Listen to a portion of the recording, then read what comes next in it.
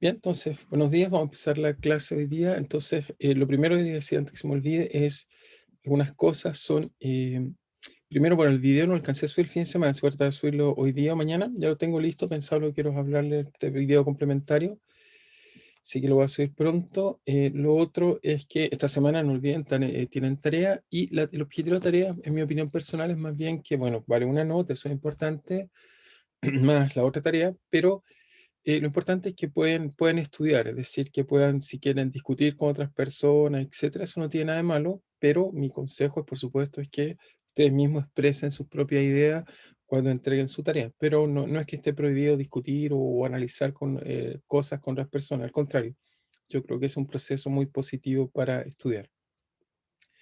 Entonces, no sé si tienen alguna pregunta o duda de eso, o si no, comenzamos la clase hoy día. ¿Estamos bien? Pueden escribir por el chat por si acaso o si no, lo pueden también preguntar, como quieran. ¿Estamos bien? No sé si hay duda de eso. ¿Estamos claros? Ujú. En el foro, sí. Ok. Hay una pregunta, sí, la miré en el foro, sobre si usar gases ideales. Por supuesto, es importante, y eso espero que aprendan de cuando la pregunta es si es que en la tarea hay que usar gases ideales. Uno de los objetivos de la tarea también es buscar que modelen, es decir, que ustedes hagan supuestos, cosas de ese tipo, y eso es normal que tiene que ser así, es decir, que eh, pueden asumir cosas, pero tienen que ser claros en eso. Es decir, que voy a asumir que el gas tiene tales propiedades o que el sistema tiene tales propiedades y son consistentes con eso, eso no hay problema. ¿Ok? Así que traten de, por supuesto, usar, digamos, en esos aspectos supuestos. Eso es válido. Cuando uno modela algo, uno supone cosas y obviamente traten de ser razonables, o sea, supongan cosas que sean objetivas. ¿Ok? ¿Está claro? Bien, entonces vamos entonces, si no hay más dudas o preguntas, entonces seguimos entonces lo que estábamos discutiendo. Entonces, estábamos discutiendo? Estábamos discutiendo algunos aspectos de un concepto nuevo, interesante, muy distinto a la física, que es, digamos, la noción, digamos, de entropía. Entonces vamos a tratar de movernos en eso. Quizás hoy día voy a escribir por primera vez la expresión de la entropía y seguramente la próxima clase va a poder escribir su ley. O sea, algunas cosas que vamos a tener que ir aprendiendo de a poco. Entonces, lo primero que quiero decir es que vamos a hacer un pequeño repaso de lo que hemos estado discutiendo. Repaso breve. Es, si se fijan, la primera cosa interesante o novedosa que va a usar, digamos, Boltzmann es el uso de la hipótesis atómica. Sin embargo, hay que hacer notar que la hipótesis atómica, que de hecho, el video complementario es acerca de la hipótesis atómica y cómo ha evolucionando nuestra visión de los átomos hasta el día de hoy. Entonces, la hipótesis atómica en realidad fue utilizada mucho antes que Boltzmann, fue utilizada de hecho por Clausius, por Bernoulli, por Maxwell, de hecho. Muchas personas usaron la hipótesis atómica, pero el uso en esos casos esencialmente fue para entender leyes de los gases ideales o entender cosas. Así que en ese caso, la idea esencial de usar, digamos, la hipótesis atómica era más bien para un útil teórico para entender cosas. Entonces, inicialmente la hipótesis atómica fue inicialmente utilizada como, si quieren, herramienta teórica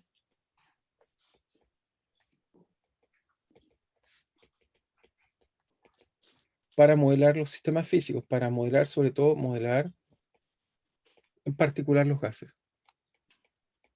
¿Ok? No era algo que ellos creían que era verdad, pero servía para modelar y entender. Entre esas personas que hicieron esta idea de usarlo como modelamiento, tenemos, bueno, los distintos que lo usaron. Bernoulli fue uno de ellos, Cronin. Ellos fueron los que escribieron la ley de gases ideales, que fue la que tratamos de hacer. Clausius también lo usó para entender eso. Y uno que no hemos discutido mucho, pero que lo vamos a retomar con mucho cuidado en el futuro, es Maxwell. Maxwell también usó la hipótesis atómica, descubrió varias propiedades intrigantes. De hecho, algunos piensan que puede ser incluso el padre de la teoría caótica o lo que llamamos la teoría molecular caótica. en entender las distribuciones de velocidad de partículas. Vamos a volver sobre ese punto muy prontamente una vez que logremos avanzar con los conceptos de entropía. Pero entonces, fue esta Perfecto. persona lo usaron previo, pero realmente la persona que lo usó, digamos, en profundidad, como les dije, fue Boltzmann. Boltzmann entonces va a ser, lo vamos a hacer, digamos, conocido Boltzmann por esta idea, digamos, de, eh, entonces, Ludwig Boltzmann, entonces vamos a hacer que él va a ser famoso por, o va a ser, va a pasar a la historia por entonces usar hipótesis atómica para relacionar, ¿qué va a relacionar él? Para relacionar el mundo microscópico y el macroscópico. Ahora, él realmente hoy día va a ser claro lo que hizo Boltzmann, porque hay mucha confusión, si uno ve muchos libros, aquí hay un problema de mucha gente dice confusión y la culpa de eso en realidad lo tiene de otro gran físico que es Max Planck, quien en muchos de sus trabajos le atribuye cosas a Boltzmann que no fueron hechas por Boltzmann y en realidad fueron hechas por Planck. Desgraciadamente esa confusión perdura y en muchos libros donde esto está mal explicado, pero entonces realmente lo que va a hacer es que va a decir que la entropía, en realidad la entropía, y eso, la entropía, que vamos a tratar de entender hoy con más cuidado, entropía está relacionada a las probabilidades de los microestados, pero no escribió una fórmula.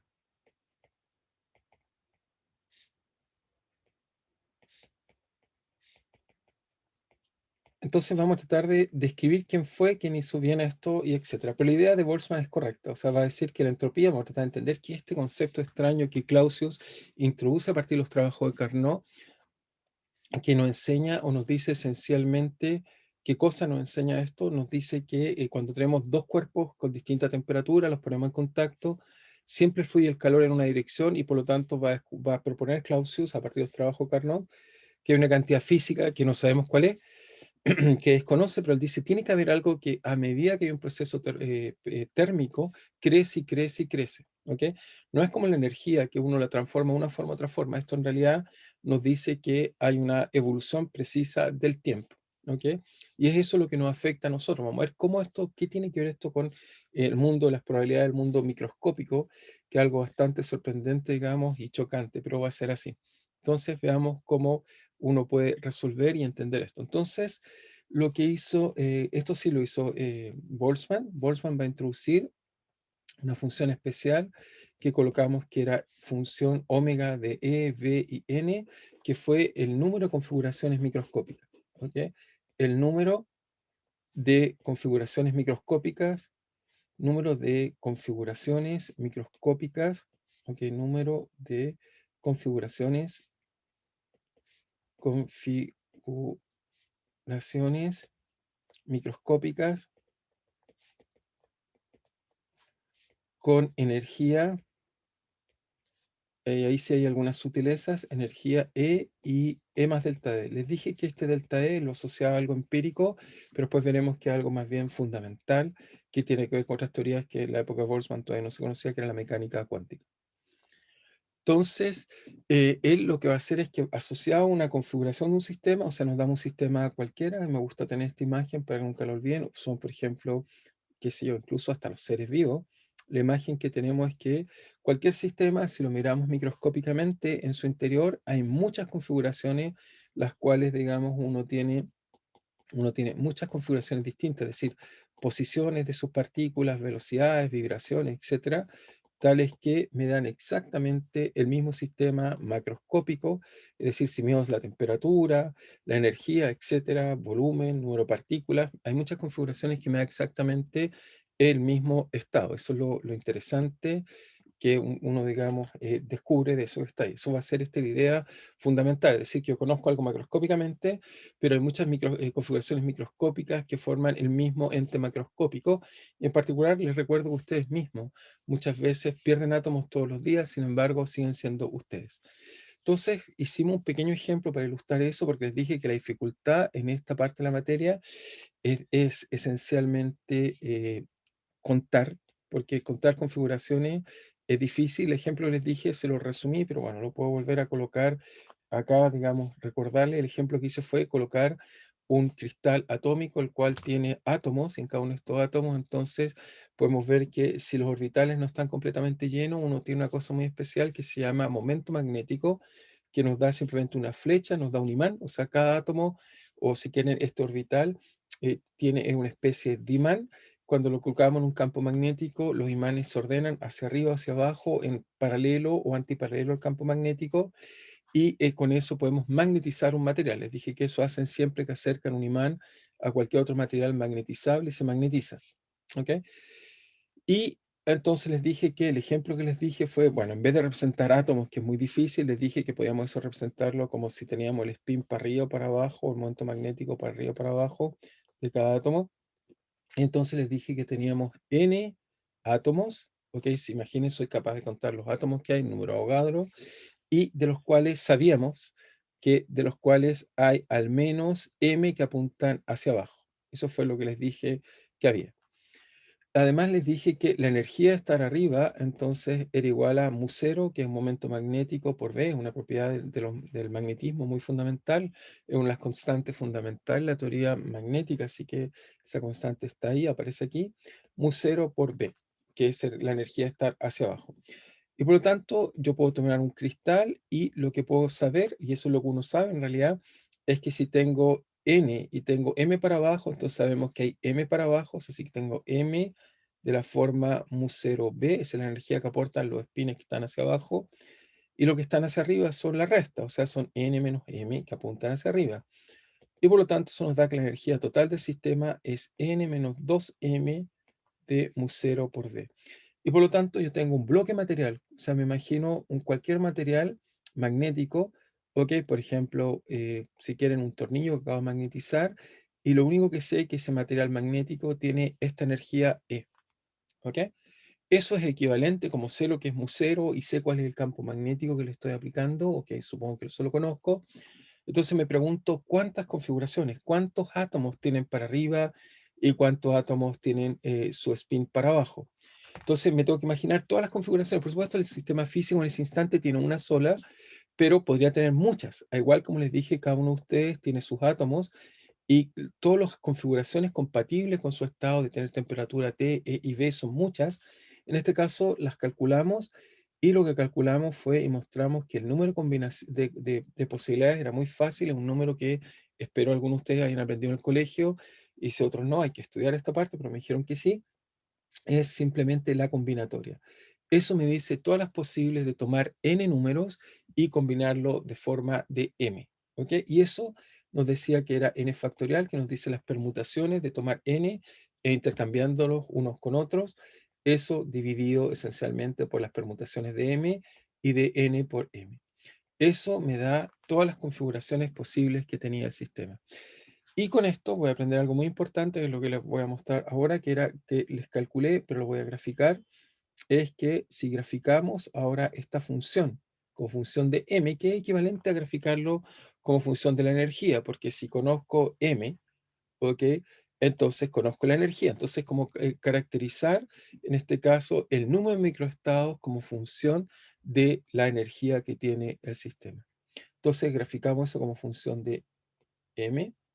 Y lo que vamos a descubrir entonces es que, entonces vimos que si m fuera en este caso 0, entonces nos queda que era n sobre 0, pero eso es n factorial partido por 0 factorial, que vale 1, y me queda n menos n, que eso es 0 factorial, o sea que, perdone, n menos 0, 0 es factorial, eso es n, me queda n factorial partido por n factorial, me queda 1. Por lo tanto, este gráfico parte de 1. Después, si lo calculo cuando valía 1, entonces me queda n sobre 1, pero eso es n factorial partido por 1 factorial, eso es 1 de n menos 1 factorial, pero n menos 1 factorial es n menos 1 por n menos 2, etcétera. Y por lo tanto arriba me queda que n factorial es en la parte superior de la expresión, me queda que vale n factorial es n por n menos 1 factorial, por lo tanto hacer el cociente me queda que vale n.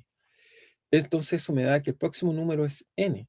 Fíjense que n en un problema físico concreto es del orden del número Avogadro. No hay que olvidar, n típicamente es del orden de 10 elevado a 23.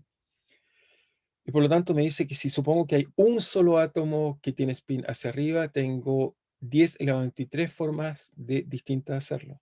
Después si me pregunto si hay dos, simplemente para que vean cómo esto crece, entonces me va a quedar el mismo procedimiento, me va a quedar que si lo reemplazan esta expresión, le va a quedar que eso vale n menos n por n menos 1. Por lo tanto, el próximo número es n por n menos 1. Eso serían 2. Por lo tanto, esta función crece de forma violenta. Fíjense, paso de 10 elevado a 23 y el próximo valor de combinaciones pasa a 10 elevado a 26. O sea, perdón, 46, un número gigantesco. Así que en realidad, si uno mira, esta función es una función que crece violentamente, ¿eh? Porque estos n son números muy grandes, crece violentamente y después uno la grafica por simetría. Obviamente, esta fórmula es simétrica. Si sé que todos están, si todos los spins están hacia abajo, es decir, que m es n, también me queda n factorial partido por n factorial por 0 factorial, me queda 1, queda así. Y en realidad uno puede mostrar que el máximo de esta fórmula ocurre cuando m vale n medios. ¿Ok? Pero lo más importante que quiero hacer notar de esta fórmula, y espero que no lo olviden, es que crece brutalmente, crece de una forma muy, muy fuerte. Esta va a ser la idea esencial con la cual Boltzmann va a tratar de entender qué es lo que pasa en este problema. O sea, si logro entender esto, vamos a ver que esto es lo esencial que necesito saber. ¿Ok? ¿Está claro hasta ahí? Porque ahora es un ejemplo y con esto voy a construir cómo Boltzmann va, y en realidad es una combinación entre Boltzmann y entonces Planck, Max Planck, cómo uno puede entender la entropía. ¿Ok? ¿Estamos claros hasta ahí? Ok, creo que alguien me escribió por el chat, simplemente que no lo tenía cerrado. Ok. Ok, hasta ahí está claro aparentemente por el chat. Muy bien. Entonces lo que voy a hacer ahora es tratar de entender, digamos, esto y para esto voy a hacer un ejemplo. Entonces vamos a hacer un ejemplo muy simple que con esto vamos a entender todo. Entonces voy a hacer interacción de dos gases. ¿Cuál es la idea? Recuerden que la entropía tiene que ver con que dos sistemas se ponen en contacto y crece de alguna forma la energía térmica. Entonces lo que voy a hacer es, ok, se los voy a mostrar primero y vamos y lo vemos primero en el ejemplo de acá. Entonces lo que vamos a hacer espero que lo estén viendo ya. Si lo están viendo, entonces fíjense, entonces voy a colocar, ok, voy a hacer que el sistema funcione. Tengo en este caso, si ven bien, puedo aumentar el número de partículas de acá, por ejemplo, el de acá. Tengo un contenedor donde tengo dos gases, ¿ok? Y en este ejemplo, desgraciadamente, no me permite, la pared es perfectamente adiabática, no hay transmisión de energía de uno al otro. Fíjense que uno tiene 500 Kelvin, las que tienen partícula azul, y las que tienen rojo tienen 300 Kelvin. Entonces, en este caso, son dos sistemas completamente aislados. Ahora tiene temperatura 300 y 500. Lo que nos diría Clausius es que si los pongo en contacto, tiene que fluir calor del que tiene, en este caso, más temperatura al que tiene menos temperatura, y entonces el sistema se debe termalizar. ¿Ok? Ahora, en este caso no puedo hacer una pared normal, desgraciadamente, pero sí puedo sacar la pared y hacer un proceso que voy a explicar en el futuro, pero que me va a permitir explicar qué es lo que pasa. Elimino la pared. Al eliminar la pared, entonces los sistemas empiezan a entrar en contacto y por lo tanto tiene que fluir energía de uno al otro. También fluyen partículas, eso lo vamos a ver en el futuro, pero fluye entonces calor de uno al otro.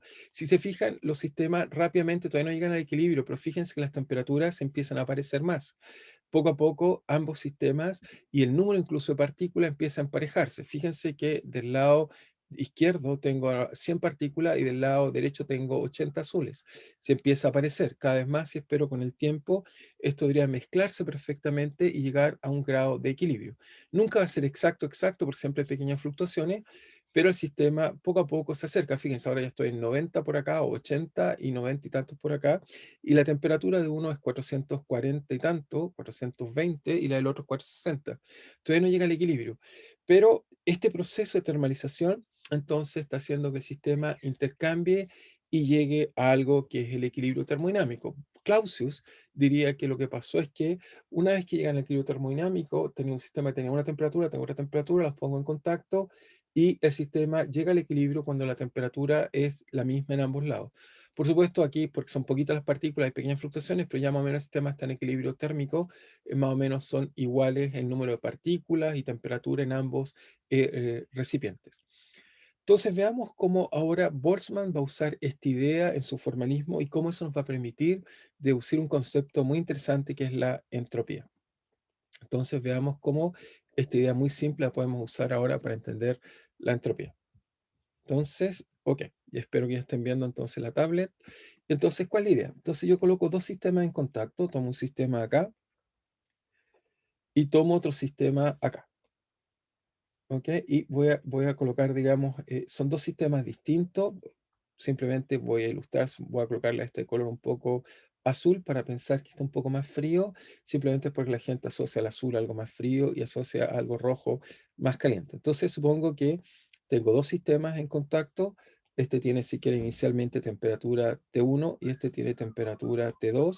Y voy a suponer que temperatura T1 mayor que T2 y por lo tanto esperamos que haya, cuando los ponga en contacto, voy a tener un flujo de calor Q. ¿Ok? Pero esto ahora lo vamos a reemplazar con la idea como pensaría Boltzmann. Entonces, ahora a la Boltzmann. ¿Cómo pensaría Boltzmann? Entonces, Boltzmann pensaría esto de la siguiente forma. Diría, ok, tengo dos sistemas. Entonces, el primer sistema lo voy a llamar S1 o lo voy a llamar S y a este S'.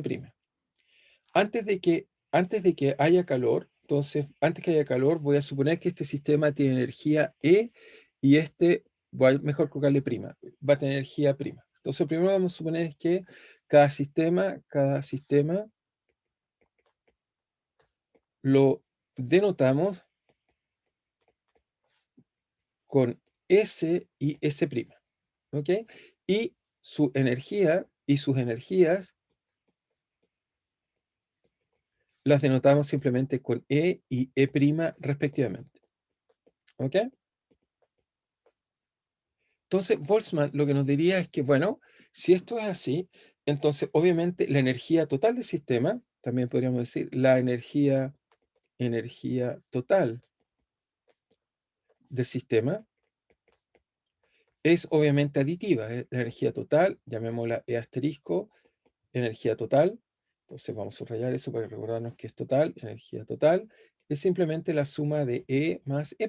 Es la suma del sistema, la energía de un sistema más el otro sistema. Hasta ahí vamos bien. Pero la pregunta entonces que va a usar Boltzmann, y aquí viene la parte astuciosa de colocar los microestados. Entonces él va a decirse simplemente, bueno, tenemos esas condiciones y él dice, y la pregunta que se va a hacer Boltzmann es, ¿cuál es? Entonces se va a preguntar, la pregunta quizás lo va a hacer en rojo porque es una pregunta muy importante, nos se pregunta, ¿cuál es la probabilidad? Entonces se va a preguntar la pregunta, ¿cuál es la probabilidad de que el sistema S tenga energía E cuando entran en contacto? Por supuesto, uno piensa, uno está pensando en este caso en cualquier E. Obviamente podemos pensar que hay una E inicial, pero él se pregunta cuál es la probabilidad, y aquí usa de nuevo este concepto, y eso sí es Boltzmann en su totalidad, digamos. Boltzmann va a ser, digamos, el primero que se hace preguntas probabilísticas, y eso hace que sea muy distinto a sus predecesores en la física. Entonces Boltzmann va a decir, bueno, la probabilidad. Entonces va a decir, bueno, mira, la probabilidad, entonces va a colocar la probabilidad de que el sistema entonces esté, ok, la probabilidad que el sistema esté con energía E tiene que ser simplemente la probabilidad de los microestados de todo el sistema compatibles con que el sistema S, ok, tenga energía E y que el sistema S' tenga energía, si quieren, E, o si quieren verlo, energía total E menos E. ¿Ok? De esta expresión de acá, pues prima, perdón. O sea, de acá puedo despejar si es que alguien no se da cuenta, como la energía total es la suma de energías del sistema, siempre puedo escribir que la energía prima vale la energía total menos E. Y por lo tanto, ahora me queda solo una función de E. Por lo tanto, esta probabilidad que está acá va a ser solo función de la energía E. Entonces, vuelvo a insistir, esa probabilidad me dice, va a ser todos los casos favorables, es decir, supongo que el sistema S, ¿ok?, está con energía E, y supongo que el otro S' está con energía E asterisco, energía total menos E, que es E'. Y obviamente las probabilidades nos dice que ser todas las configuraciones dividida por el número total de posibilidades. Eso ya les dije, lo habíamos calculado, el número total de configuraciones lo llamé pi la clase pasada, y voy a seguir usando eso, pero ese número es todas las configuraciones, de todas las posibles energías.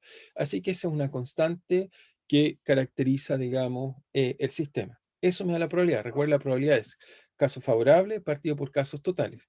¿Es claro hasta ahí para todos, por si acaso? ¿Estamos bien? ¿Estamos bien? Solo por chequear si estamos bien en el uso de la probabilidad hasta ahí.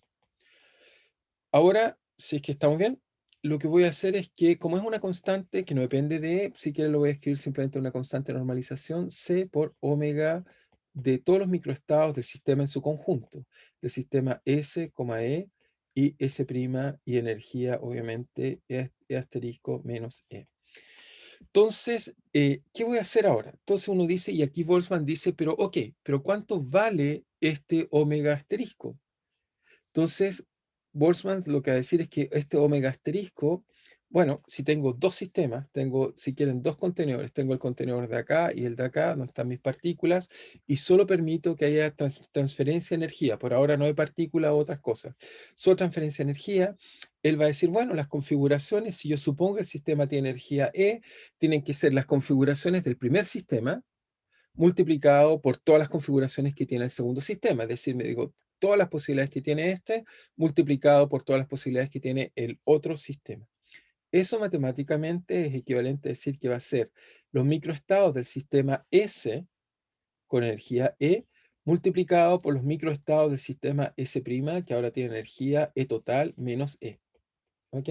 Eso me da entonces las configuraciones del sistema total, es el producto de las configuraciones del primer sistema compatible con energía E y multiplicado por todas las configuraciones compatibles del segundo sistema con energía E que tiene el sistema.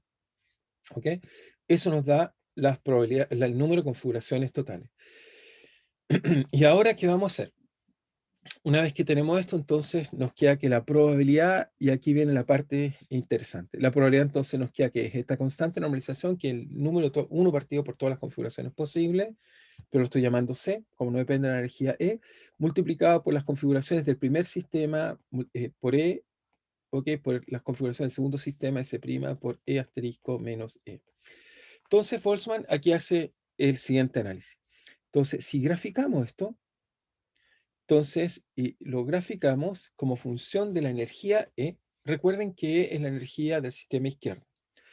Entonces, si grafico con color verde el número de microestados del sistema S de energía E, lo que aprendí del cálculo anterior, y en este caso piensen que Boltzmann está pensando que esencialmente son partículas, es decir, que la energía, al menos típicamente, la energía cinética, no como el caso de átomos que les conté. Si yo aumento la energía de un sistema, si le permito que tenga más energía, el número de configuraciones, ¿crece o decrece? ¿Cómo se imagina usted? Si yo tengo un sistema físico que le doy más energía, ¿habrá más o menos configuraciones? ¿Qué creen que debería ocurrir? ¿Crece o decrece? ¿Qué se imaginan ustedes? ¿Crece o decrece? ¿Qué piensan? Si yo le doy más energía a mi ¿Decrece? gas, ¿tiene más posibilidades o menos posibilidades de hacer cosas con distintas velocidades y distintas posiciones? ¿Qué piensan ustedes? ¿Crece o decrece? ¿Que crece? Crece. Y lo peor de todo, con el ejemplo muy simple que les hice antes, mostré que crece brutalmente. Pasamos de n a n por n-1 o n por n-2. Crece brutalmente. Y piensa en un gas. Si se imaginan un gas, o sea, si quieren puedo volver un segundo al applet y nos imaginamos el applet y yo le subo la energía a mi sistema. ¿Ok? Bueno, espero que estén viendo el applet ahora. Si yo le subo la energía a este sistema, entonces el número de configuraciones que va a tener el sistema es mayor. ¿Ok? Lo podemos ver en No este se caso ve, acá. pues, ¿Sí? no se ve. Ahí sí, ¿Ahí se ve? ¿Se está viendo ahora? ahí sí. Ahora se empieza a ver. ¿Están viendo uno o dos configuraciones? Solo por checar si hay un delay grande. ¿Una o dos? Ok, bueno, supongo que están viendo una. En este caso lo que voy a hacer es que voy a subir la temperatura del sistema. ¿Cómo hago eso? Le aumento el calor. Si le aumento el calor, entonces el sistema cada vez tiene más y más posibles partículas con mayor velocidad, menor velocidad, velocidad intermedia, etc. Entonces, a Boltzmann, esta idea de que si yo le subo la energía y crece el número de configuraciones, entonces le va a permitir hacer el siguiente razonamiento. Entonces va a decir que lo que va a pasar en el sistema, entonces voy a pasar la tablet, me dicen si ya están viendo la tablet, todavía estoy traspasando, todavía no me aparece a mí me apareció, les aparece a ustedes, simplemente para saber si tenemos Sí. mucho delay. ¿Está bien? Bien. Entonces, lo que va a concluir es que esto crece, pero crece violentamente, muy fuertemente. ¿Ok? Realmente crece, pasamos de n a n por n más 1, esa es la idea. Por lo tanto, esto crece de forma brutal, tiene un crecimiento enorme debido a que tiene muchas partículas. Por otro lado, si uno grafica ahora la otra función, grafica omega de S' de E asterisco menos E, cuando yo aumento E, la energía que tiene ahora el sistema, el otro contenedor disminuye. Por lo tanto, si disminuye la energía, a igual que el otro aumentó brutalmente, esta función debiera decrecer violentamente. ¿Ok? Esta es como una idea que uno tiene. Entonces, una crece fuertemente y la otra decrece fuertemente. Esa es como una idea que uno tiene que tener en la mente. Y por lo tanto, ¿qué nos da esto? ¿Ok? Uno se puede imaginar muchas cosas, pero en realidad el crecimiento es brutal, no una función que crezca como una línea recta, sino que crece típicamente muy, muy fuerte.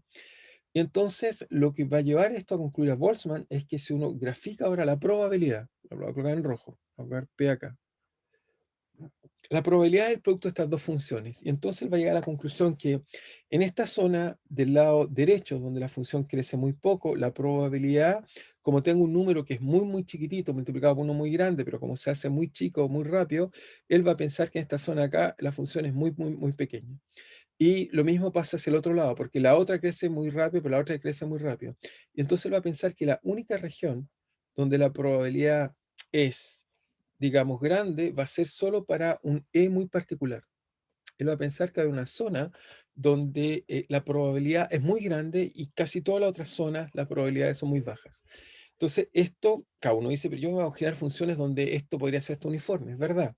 Pero él lo hizo a partir de ejemplos, de análisis de cálculo y va a darse cuenta que el tipo de funciones que uno tiende a dibujar va a ser para cálculos simples que hizo o ejemplos simples que contó cosas, se da cuenta que la función cambiaba, se hacía esencialmente cero en todos lados y no cero en una región muy determinada. Entonces, Boltzmann va a concluir, entonces, la probabilidad, o va a concluir que la probabilidad tiene un máximo muy bien definido, un máximo dominante, quizás debería usar la palabra, dominante. Es decir, ¿eso qué quiere decir? Es decir, es casi cero en todos lados.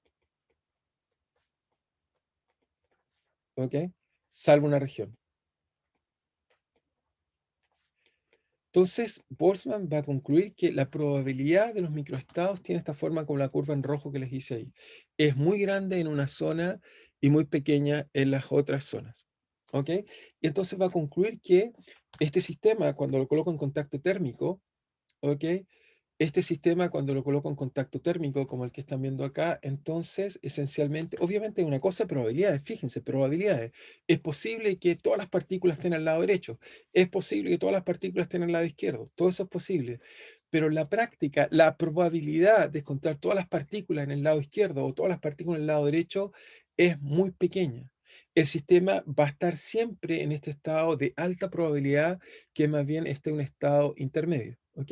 Eso lo podemos ver en la applet para que quede más claro. Entonces lo vuelvo a colocar. Acabo de ver la applet, me confirman si la están viendo. Voy a reiniciar esta. Ahí. Sí, Voy a colocar profe, muchas. se ve. Perfecto. Voy a colocar muchas partículas, pero esta vez no voy a colocar nada al otro lado. Entonces, vuelvo a insistir, uno podría pensar que este es un sistema como equivalente que si coloco, si quieren, temperatura, este tiene 300 Kelvin y este no tiene nada, pues no tiene partículas. Pero ahora, si yo saco la pared, entonces el sistema va a empezar a buscar configuraciones. Pero una vez que llega al equilibrio termodinámico, lo interesante va a ser lo siguiente, es que existe la probabilidad de que tengamos todas las partículas de izquierda o todas las partículas de derecha, sí, pero es muy pequeña. Entonces, pero uno dice, pero en la práctica, ¿cuál es lo que va a ver? Uno va a ver los estados de alta probabilidad. ¿Y cuáles son los estados de alta probabilidad? Eso es lo interesante. Saco la pared, veamos los estados de alta probabilidad. Los estados de alta probabilidad va a ser que esencialmente el número de partículas que vamos a ver, yo me puedo tapar los ojos y mirar todas las veces que yo quiera, aplico aquí las ecuaciones de Newton y lo que voy a encontrar es que el sistema con alta probabilidad, siempre voy a encontrar que el número de partículas del sistema va a ser típicamente la mitad de las partículas que coloqué. Coloqué 200 partículas, típicamente, bueno, fíjense, por ahora hay 120 al lado derecho, ahora hay 115, 110, pero si espero un poco, va a siempre estar fluctuando en torno a n medios. ¿Ok? Por tanto, Boltzmann nos diría que la probabilidad de que hayan 50 partículas al lado de acá es baja, la probabilidad de que hayan 100 partículas aquí es muy alta. Y eso es lo que vemos. Sistemáticamente este sistema, si lo dejo evolucionar, evolucionar toda la vida, vamos a descubrir que va a ser muy, muy raro que descubramos que tenemos todas las partículas a algún lado porque es una configuración de una probabilidad muy baja, porque tiene muy pocas configuraciones en comparado a la gran cantidad de configuraciones que son compatibles, que esté la mitad de las partículas en el sistema. ¿Ok? Ustedes dejan usar el sistema, pueden esperar todo lo que quieran, les aseguro que obviamente hay fluctuaciones porque es un sistema que muy pocas partículas, pero piensen que hubieran 10 o 23 partículas, descubrirían que las fluctuaciones son muy, muy pequeñas y verían que el sistema casi siempre está en torno a 100, como estamos viendo ahora, está perfectamente en torno a 100. Por lo tanto, Boltzmann va a concluir, si quieren ver así, que el sistema en equilibrio llega a eso. A mí me gusta siempre cuando alguien me pregunta, no sé, en la calle, ¿cómo le puedo explicar probabilidad? ¿Cómo explicarle un estado entrópico? Y a mí siempre me gusta usar un juego que seguramente muchos de ustedes lo conocen, que son los Rubik. ¿Ok? Este es un poco hexagonal, no es cuadrado, simplemente porque, bueno, para jugar un poco más. Pero este estado, si uno se pregunta cuál es la probabilidad de que yo me tapo los ojos, me pongo a jugar y logro contar que todas las caras están en el color perfecto, rojo, azul, etcétera. La probabilidad de eso, si yo me tapo los ojos y moviendo simplemente con las manos y al contar eso, van a ver que es cero o muy, muy pequeña. Nunca lo van a ver. En cambio, fíjense, yo puedo partir ahí con rojo, se lo alcanzan a ver, y ahora en cambio me cierro los ojos y me pongo a mover esto al azar, simplemente no pienso mucho, simplemente muevo las piezas y me pregunto cuál es la probabilidad que ahora tenga de nuevo la cara en rojo o que encuentre, no sé, la cara en amarillo. Voy a encontrar que es muy pequeña y lo que voy a descubrir es lo que me pasó. Que ahora de nuevo voy a encontrar que el sistema está en equilibrio termodinámico, siempre está desordenado. ¿Ok? Esta idea muy profunda de que siempre está desordenado, que siempre el sistema tiene n partículas y n partículas otro lado, esa propiedad que es más o menos evidente desde un punto de vista de probabilidades, es lo que vamos a llamar entropía. La entropía, ya la voy a definir, va a ser una cantidad física que nos da cuenta del grado de desorden de un sistema o el grado de desinformación que yo tengo del sistema. Si esto estuviera perfectamente en color rojo, azul, todos los colores, ahí sé perfectamente el estado que tiene el sistema. Un solo estado. Perfecto, todo ordenado.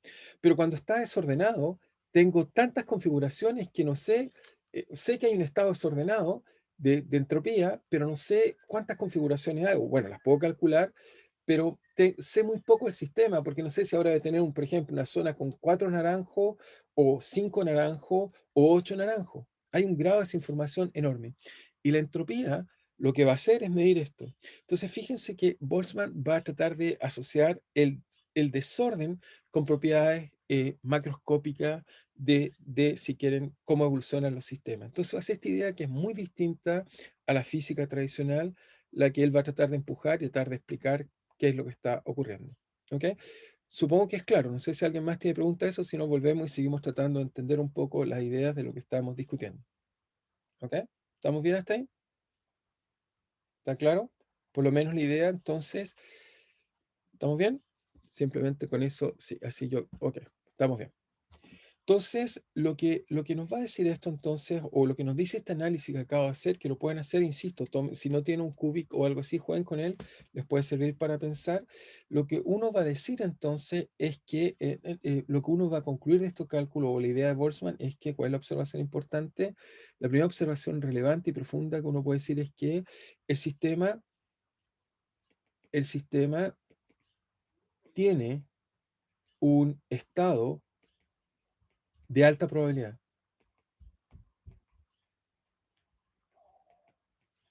Y ese estado de alta probabilidad lo llamé E tilde. No sé todavía lo que es, pero ese obviamente tiene que ser un estado el cual tiene de alguna forma un número particular de configuraciones. Por lo tanto, me dice que yo parto con dos sistemas.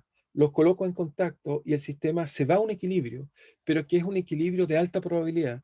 ¿Eso qué quiere decir? Que me está diciendo que es posible que el sistema, yo coloco dos objetos calientes y sigan así, o sea, uno más caliente, uno más frío y sigan así, pero por una cosa de probabilidad, el sistema lo que va a hacer es que se va a ir a un estado de alta probabilidad y ese estado de alta probabilidad lo que hace es que vamos a descubrir es que hace crecer la entropía o lo que hace ese estado de alta probabilidad es que esencialmente vemos que fluye calor de uno al otro. Pero la física a nivel de Boltzmann nos diría, ok, es un estado de alta probabilidad, pero siempre existe la posibilidad simplemente que es tan pequeña que esté en un estado de muy alta energía o de baja energía. Pero el sistema prefiere irse a uno de muy alta probabilidad. Y eso es lo que vemos en la práctica. ¿Ok? Y va a ser esta ley de probabilidades que nos va a empujar a entender el mundo que nos rodea. ¿Ok? Entonces, veamos cómo Boltzmann siguió progresando, pero en realidad el que va a colocar estas ideas interesantes no es Boltzmann, hasta ahí es Boltzmann, entiende todo perfecto. El personaje que en realidad entró a jugar a esto y que desgraciadamente él mismo generó mucho ruido, digamos, inapropiadamente, es Planck. ¿Ok? Entonces aquí tenemos a Max Planck. Entonces, Max Planck va a hacer los trabajos de Carnot, o sea, de Rudolf, de Clausius, que partió con Carnot, y Planck, quien va a ser muy famoso, va a ganar un premio Nobel por ser el padre de la mecánica cuántica. Su tesis de doctorado es acerca de la entropía y los trabajos ¿cómo se llama?, de Clausius. Y entonces Planck va a ser el que va a introducir la matemática, que finalmente lo asociamos y lo llamamos ecuación de Boltzmann, pero quien hizo este trabajo fue Planck y no Boltzmann. Entonces murió en el 47, ¿ok? Fue alguien que, bueno, tiene una historia larga, fue muy activo, fue muy pro de ayudar sobre todo a los judíos en la época nazi, era un científico muy importante, digamos, hizo muchas cosas, particularmente para la mecánica cuántica, pero extrañamente no es tan conocido en los trabajos importantes que hace la termodinámica, por culpa de él, por usar, en parte por asociarle a Boltzmann, cosa que no hizo Boltzmann, que en realidad las hizo él, pero bueno, no es grave, vamos a tratar de entender qué fue lo que hizo Planck. Entonces Planck lo que va a decir es que lo primero que va a decir es que, ok, va a decir que dado que el número de microestados es muy grande, entonces, dado que el número de microestados es muy grande, entonces va a suavizar este comportamiento. Suaviza este comportamiento. ¿Y cómo hace eso? Bueno, si yo tengo una función que cambia brutalmente, ¿cómo puedo hacerla ahora que cambie poquito? Entonces, el truco que hace es algo que aprendimos en el colegio todos, que seguramente, bueno, quizás cuando lo aprendieron no le dieron el valor, digamos, pero que él hace es que en vez de usar probabilidades o microestados, lo que él dice es que es más cómodo que usemos el logaritmo. ¿Ok? ¿Por qué el logaritmo?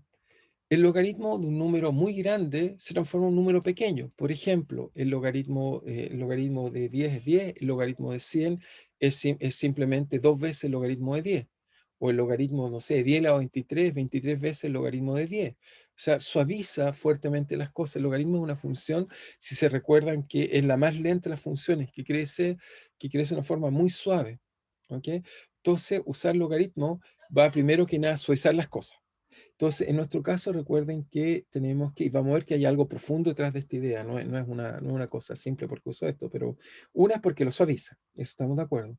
Pero el logaritmo de la probabilidad, si la probabilidad es simplemente C por los números de microestados del sistema S' por el número de microestados de S, la gracia que tiene el logaritmo es que el logaritmo del producto es el logaritmo de la suma. En realidad, es esta la gran gracia que va a tener esta propiedad. El logaritmo de esto es logaritmo de C por el logaritmo de microestado del sistema S' con energía E, más el logaritmo de los microestados del sistema S' con energía E', o si quieren, energía E asterisco menos E. ¿Ok? Entonces la gracia del logaritmo es que primero que nada hace esta cosa.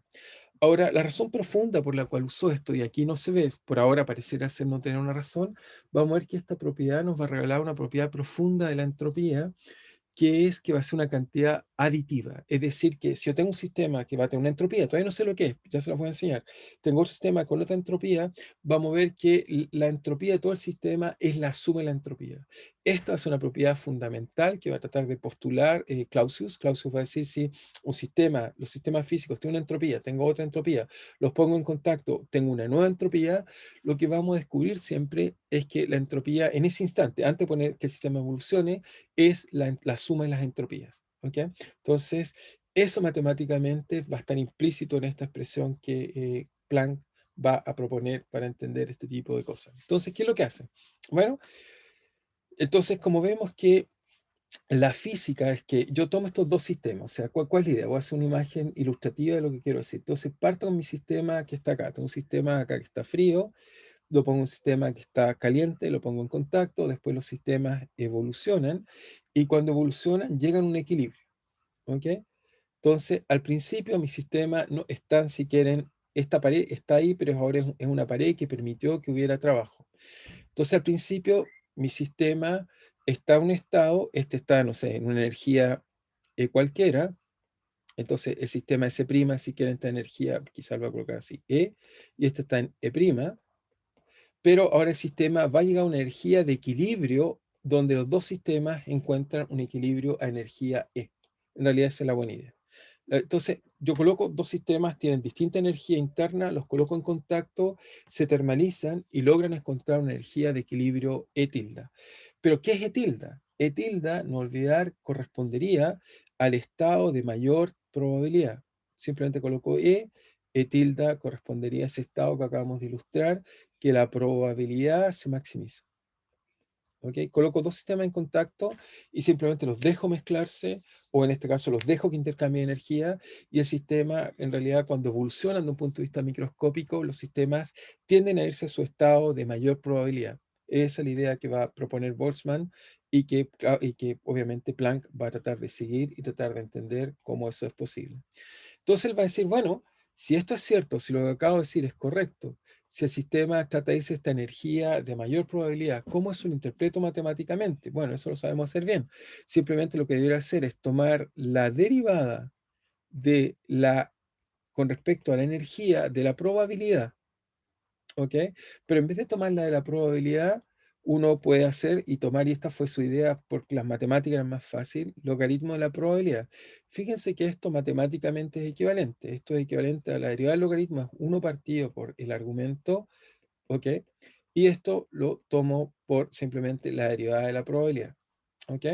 Sacar la derivada del logaritmo o sacar la derivada de la probabilidad es la misma cantidad, porque en este caso estamos simplemente imponiendo que el logaritmo es una función monótona creciente, y por lo tanto, si tengo un máximo en la probabilidad, simplemente estoy haciendo una transformación no lineal, pero que es monótona, por lo tanto no me induce nuevos máximos.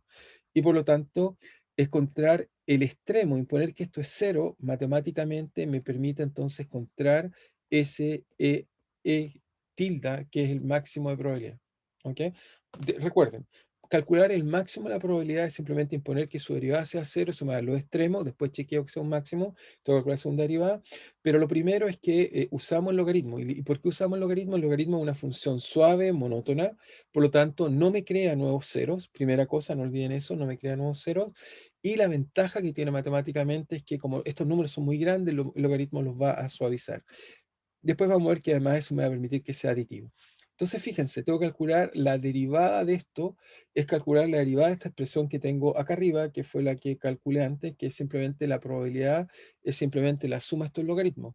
Y por lo tanto, matemáticamente, es calcular esto que está acá es equivalente a que la derivada entonces del logaritmo de la probabilidad igualada a cero es igual a calcular la derivada de la constante c, pero es una constante, eso es cero, es igual entonces a calcular la derivada del primer término, y por lo tanto el primer término es la derivada del logaritmo de los microestados del primer sistema con energía, con estado S, función de E, más la derivada del segundo sistema, los microestados del segundo sistema con respecto a E asterisco menos E con respecto a E.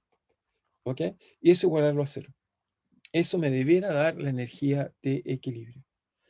Ahora, esto matemáticamente es equivalente, puedo pasarlo hacia el otro lado, simplemente escribir esto es la derivada del logaritmo de los microestados con respecto a E del sistema S, ¿ok?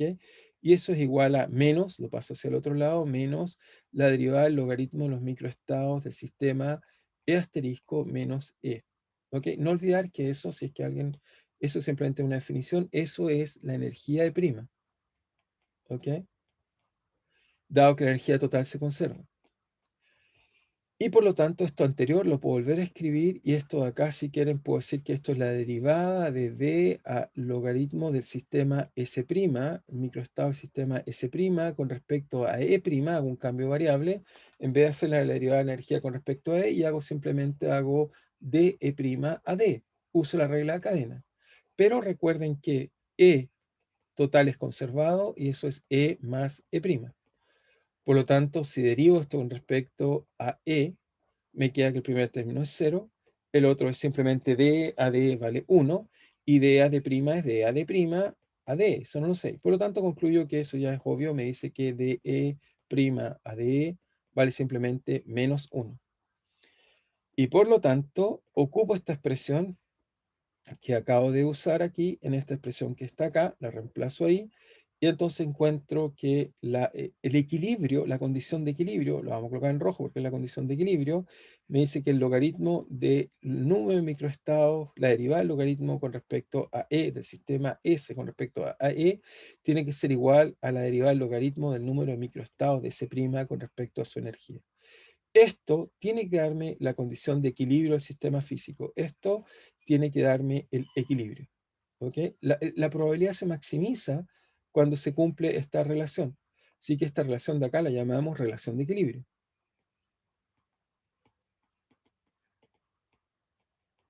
¿Ok?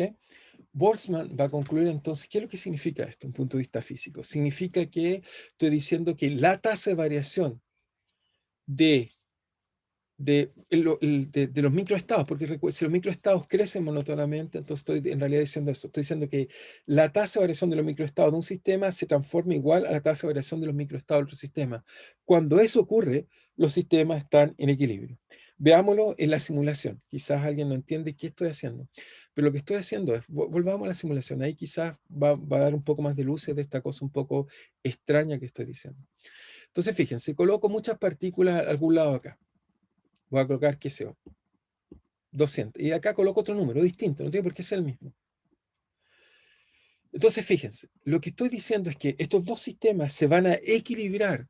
Se van a equilibrar cuando el número de microestados, las partículas en rojo, ok, la tasa de variación, en realidad, la tasa de variación de microestado, la tasa rojo, ok, se iguala a la tasa de variación de las partículas en azul o en celeste como está ahora. Saco esto, entonces el sistema empieza a evolucionar y si yo calculara solo la tasa, las configuraciones que tienen las partículas en rojo y las configuraciones que tienen las partículas en azul, una vez que las pongo en contacto, cuando esas dos tasas se igualan, porque el sistema llega al equilibrio termodinámico. Es decir, que cuando el número de variaciones de tasa de un lado es igual a la variación de las tasas del otro lado, entonces solo ahí el sistema se termaliza. Eso es lo que va a predecir Boltzmann en este sistema. Obviamente, eso es para las probabilidades. Simplemente que vamos a decir que Planck le dio este formalismo matemático que estoy tratando de usar ahora para que lo entiendan un poco mejor cómo esto se va a termalizar. Pero entonces el sistema, una vez que se termaliza, vamos a descubrir que la tasa de variación de los microestados de las partículas en rojo se iguala a las tasas de variación de los estados en celeste. Por ahora suena raro, pero eso es lo que está pasando. Llega un momento y ya no hay más configuraciones. Si tapas los ojos, más o menos va a ser la misma configuración. Así que el sistema busca que sus tasas se igualen. Una vez que se igualan, entonces el sistema llega al equilibrio termodinámico. Pero, pero obviamente Boltzmann está un poco, o sea, bueno, Boltzmann, también obviamente Planck, y todos estaban más informados que qué significaba obviamente el equilibrio termodinámico, significa algo que la gente conocía, o sea, sabíamos por los trabajos previos de muchas personas, entre esos Clausius y también, ¿cómo se llama? Lord Kelvin, sabíamos que en realidad los sistemas llegan al equilibrio termodinámico cuando igualan temperatura. Pero entonces, ¿qué es lo que va a hacer aquí? Va a ser algo interesante Planck. Va a introducir un número que él va a llamar beta, ¿ok? Que simplemente nos da, que lo va a definir como el logaritmo de microestados. Por ahora es pura notación, ya vamos a ir más a la física. y va a decir que este número o esta cantidad que ya va a llamar beta, que va a introducir como beta, entonces él va a decir, bueno, los microestados es número, es contar, 10, 200, cientos de millones, es un número, no tiene dimensiones. Esta parte de acá es sin dimensiones. Lo único que tiene dimensiones es esto, energía. Por lo tanto, si la energía tiene dimensiones, 1 partido por beta tiene que tener dimensiones de energía. Y aquí Boltzmann va a hacer algo, Planck va a hacer algo interesante, va a decir que, bueno, la única energía que tiene el sistema una vez que llegamos al equilibrio es energía térmica, y por lo tanto va a decir que esto debería ser proporcional a la temperatura por alguna constante que nos dé energía. Y la única constante que conocemos que tiene energía, usamos unidades de, en este caso, Joule Kelvin, que es la constante de Boltzmann. ¿Ok? Sin embargo, la persona que inventó esta constante se llama Planck y no Boltzmann. Él mismo le va a decir constante de Boltzmann, a pesar que Boltzmann jamás la escribió en su vida. Jamás ni siquiera la determinó, jamás supo de ella, o sea, se la asocia a Boltzmann, pero es Planck quien introduce esta constante. Desgraciadamente uno dice, pero ¿por qué no llamaron constante de Planck? Y ahí seríamos todos felices. El problema es que Planck va a inventar otra constante que es quizá es una constante fundamental de la física, como también la constante Boltzmann, que se llama la constante de Planck, que tiene un H y una barra, que es la constante que usamos en la mecánica cuántica. Entonces, no podíamos llamar la constante de Planck, porque si no tendríamos la constante Planck 1 y la constante Planck 2. ¿Ok? Y la constante Planck 1 tiene que ver todo con la termodinámica y la constante Planck 2 tiene todo que ver con la mecánica cuántica. Entonces, desgraciadamente, él fue desprolijo, citó a Boltzmann porque su trabajo fue inspirado en las ideas de probabilidades de Boltzmann. Sin embargo, va a ser él que va a empujar estas cosas, pero va a pasar esta constante a la historia como constante Boltzmann. Acá ya se la había introducido en el curso, es 1,663 por 10 elevado a 23, entonces Joule Kelvin. ¿Ok? Y eso es la constante que llamamos de Boltzmann, a pesar que no es de Boltzmann, es de Planck. Entonces tenemos esta constante de Boltzmann. ¿Ok? Pero vuelvo a insistir, propuesta por Planck.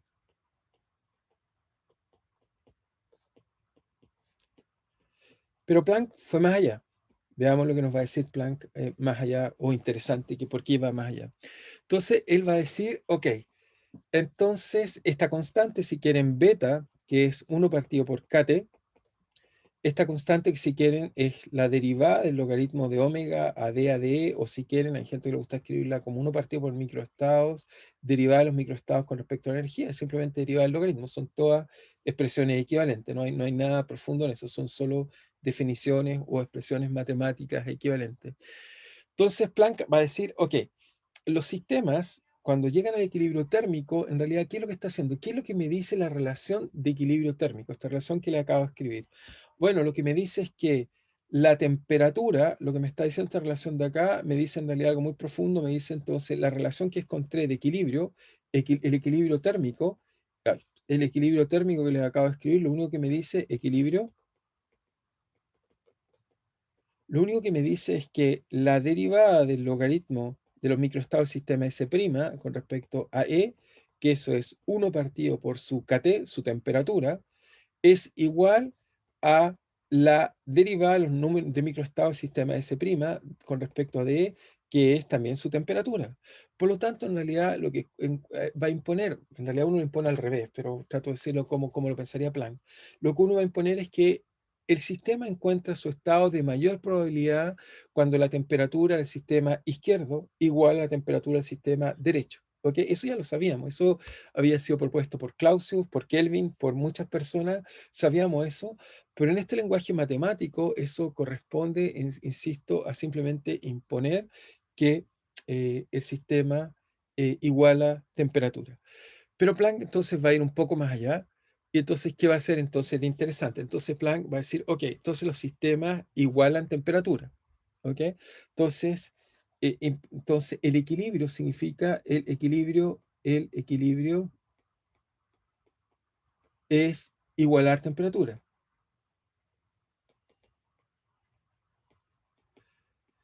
Entonces, él va a proponer entonces, ok, ¿cómo entonces los sistemas, obviamente, cuando llegan a igual temperatura, los sistemas inicialmente tienen una entropía, todavía no sabemos lo que es, tiene otra entropía, esta cuando se pone en contacto crece y llega a una entropía común. Entonces él dice, bueno, pero entonces esto hace ya el sistema, si ya llega a una entropía que ya no varía más, quiere decir que esta entropía de alguna forma se extremó. Por lo tanto, él va a proponer, y esta es la idea interesante de Planck, va a proponer entonces que va a decir, bueno, tengo que construir una función S tal que esta función sea extrema. Como vemos que la condición de extremar tiene que ver con los microestados, entonces lo que nosotros llamamos entropía, y ahora se va a colocar E, B y N, va a decir que esta entropía tiene que ser algo que sea consistente con esta noción de igualar las temperaturas. Entonces él va a decir que, y esto es idea de Planck, va a decir que en realidad esto va a ser igual simplemente a introducir esta nueva función que va a ser algo que me dé información de los microestados. Aquí hay mucha física a decir, pero lo que nos va a decir es que va a decir simplemente es que el sistema lo que hace es crecer la entropía, por lo tanto se extrema. La única cantidad que hemos encontrado que se extrema es simplemente la derivada de los microestados con respecto a la energía. Por lo tanto, se fijan si ahora yo tomo, bueno, le ponemos nombre, entropía. Esta función, vuelvo a insistir, fue introducida por Planck, ¿ok? A pesar que le llamamos, esta expresión le llamamos ecuación típicamente de, o fórmula de Boltzmann, ¿ok? Pero fue Planck que introdujo esta fórmula, ¿ok? Y Planck lo que va a decir, digamos, es que por ahora, bueno, hay muchas cosas que tengo que discutir de ella, las vamos a discutir con calma, pero simplemente si toman la derivada de esto con respecto a energía, eso me queda acá de log de omega partido por dE, pero eso es K por beta, y beta es 1 partido por kT, y por lo tanto eso me queda que la derivada de la entropía con respecto a la energía es simplemente la temperatura. ¿Ok? Vamos a ver que eso que acabo de decir ahí es la expresión importante de esta cantidad. ¿Ok? Entonces, por ahora ya sé que todavía no he explicado mucho lo que significa eso. Voy a tratar de explicar con mucho cuidado esta fórmula, qué es lo que significa, cuál es la interpretación física, por qué mide el desorden del sistema, por qué mide la información del sistema. Pero si yo sé los microestados, entonces sé cuál es la entropía que tiene el sistema. Mientras más microestados tiene un sistema, más entropía tiene un sistema. Y la naturaleza lo que nos enseña es que los sistemas físicos tienden a crear más microestados. Cuando cada vez que tengo un proceso térmico, los sistemas crean más posibilidades. Y crear más posibilidades es desordenarse más. Es como lo que tenía antes. Tenía dos gases, los pongo en contacto, se desordenan y se desordenan. Ok, por ahí puse mal una constante, sí, alguien me hizo por ahí. Ok, esto es 10 elevado por supuesto a menos 23, no más 23, menos 23 por supuesto. Y entonces, lo último que quiero comentar, y voy a terminar la clase ahí, simplemente es por algo que me parece justo, digamos, es que si van y entonces volvemos acá, y aquí está Boltzmann, la constante Boltzmann, pero aquí está la tumba de Boltzmann que fue puesta en este lugar, está en Viena, ¿ok? Y en Viena hicieron este busto de Boltzmann por, bueno, por todos los trabajos importantes que él hizo, pero si miran arriba de la cabeza el busto de Boltzmann, está lo que llamamos la ecuación de Boltzmann, que nos dice que la entropía es K por el log de, ellos no usaron W, usaron W, W significa número de microestados, pero nosotros el W lo guardamos para trabajo, por eso no coloco W. Pero quiero decir que la gente asocia entonces, a Boltzmann esta fórmula. De hecho, en los trabajos iniciales de Planck, él dice que Boltzmann, a partir del trabajo de Boltzmann, uno deriva que la entropía tiene que ser la constante de Boltzmann, que propone él, por el logaritmo de microestados, que eso sí propone Boltzmann. ¿Ok? Pero ya con el tiempo sabemos que en realidad cuando Planck se gana el premio Nobel, él efectivamente informa y cuenta que según, y aquí está esta frase, según él, nunca Boltzmann usó esta constante K y tampoco nunca escribió esta ecuación. ¿Ok? Si miran acá en estos dos textos, está explicado que en realidad si quieren, Planck quien va a escribir esta fórmula muy, muy importante en la física. Esta es la fórmula en que vamos a entender por qué envejecemos, por qué cada uno de ustedes, y eso espero explicárselo la próxima clase en detalle, pero si alguien me pregunta por qué envejezco, por qué todos los días aprendo, ¿ok? Alguien puede preguntarse por qué aprendo. Si yo fuera un sistema como los sistemas mecánicos que escribía Newton, es decir, que los planetas orbitan toda la vida, digamos, y van a seguir orbitando, si quieren, no están aprendiendo, no hay un proceso de desinformación o información, un proceso de desorden, no hay un proceso de envejecimiento. Si los sistemas, por ejemplo, los cuerpos celestes, por ejemplo, a medida que las órbitas pasa el tiempo, cada vez más se acercan al Sol y desaparecen los planetas, entonces veríamos, digamos, una flecha del tiempo precisa, pero no. Vamos a ver que todo eso solo podemos aprender a partir de las probabilidades, lo que es algo tremendamente inesperado. Hay científicos incluso piensan que esto es una ilusión, que no puede ser verdad, pero efectivamente lo que nos enseña Boltzmann y Planck es que los sistemas físicos evolucionan a estados de alta probabilidad. Cada uno de ustedes es un estado de alta probabilidad. Y no es otra cosa, es decir, que ustedes podrían el día de mañana desaparecer en el sentido de probabilidades, pero ustedes no ven que sus amigos aparezcan o desaparezcan de la nada. Es porque la probabilidad de ser uno mismo es de una alta probabilidad y uno dejar de ser es tan baja que no la vemos. Y eso nos pasa en todo lo que nos rodea. Ya sé que son ideas extrañas, muy distintas a la física tradicional, y por eso es muy importante el aporte de Boltzmann y Planck, que nos van a entender el mundo que nos rodea como algo de probabilidades, cosas de altos eventos, pero eso es así, ¿ok? Es así, ¿ok? Vamos a tratar de entenderlo un poco mejor. Espero que mediten un poco porque no son ideas fáciles, pero muy profunda. Con esta realmente podemos entender por qué envejecemos y por qué aprendemos. A todos los días sé algo nuevo. Todos los días acumulo más y más información y es un proceso entrópico. ¿Ok? Y lo que están haciendo ahora ustedes, educarse, es justamente un proceso entrópico, irreversible. Cada vez lo que aprenden va a estar con ustedes mucho tiempo. ¿Ok? Vamos a entender por qué eso es así y vamos a tratar de seguir entendiéndolo. No sé si tienen preguntas o dudas, pero me parece importante al menos haber citado esas ideas. ¿Estamos bien? No sé si hay alguna duda o pregunta, lo que quieran, ¿eh? ¿Estamos claros? Creo que por ahora bien, ¿sí? ¿Estamos bien? Parece por ahí. Si no hay más, si nadie tiene dudas, entonces vamos a continuar la próxima clase, pero piénsenlo, medítenlo un poco, no es una idea fácil, pero es así. La física la entendemos así, entendemos la reversibilidad del tiempo de esa forma. ¿Ok? Sí, Amaru, ¿quieres preguntar algo? Pi siempre va a ser 2 por n. Pi no, el pi en realidad en cada problema que estudiemos el número total de configuraciones valía 2 por n en el caso de tener dos átomos, de tener arriba o hacia abajo, porque es como tener monedas. Tú te puedes preguntar si tengo 10 monedas, ¿cuáles son todas las configuraciones posibles? Y vas a descubrir que son simplemente 2 por 10, 2 elevado a 10, porque cada moneda puede ser cara o sello. Pero si usas dados, por ejemplo, ya no es 2 elevado a n, es 6 elevado a n. Y en el caso de las partículas, vamos a calcular este número, vamos a hacer un cálculo un poco más en el futuro, donde vamos a calcular el número de microestados una vez que desarrollemos un poco más las matemáticas y las cosas que necesitamos para poder explicarlo. Pero el número es complicado, no es un número fácil. Y la física estadística, es decir, entender del mundo microscópico al mundo macroscópico, tiene esta dificultad que es contar. ¿Ok? No es fácil, realmente es un problema difícil. Aquí realmente si yo quisiera ser, digamos, malulo, entre comillas, es muy fácil. Les podría decir, resuelve este problema, que es contar, y contar cosas difíciles puede ser difícil contar, porque hay muchas posibilidades. ¿Ok? Así que yo recomendaría en esta parte es, sobre todo, vean y traten de estudiar problemas de contar, que no es fácil. ¿Ok? Sí que hay que aprender a contar.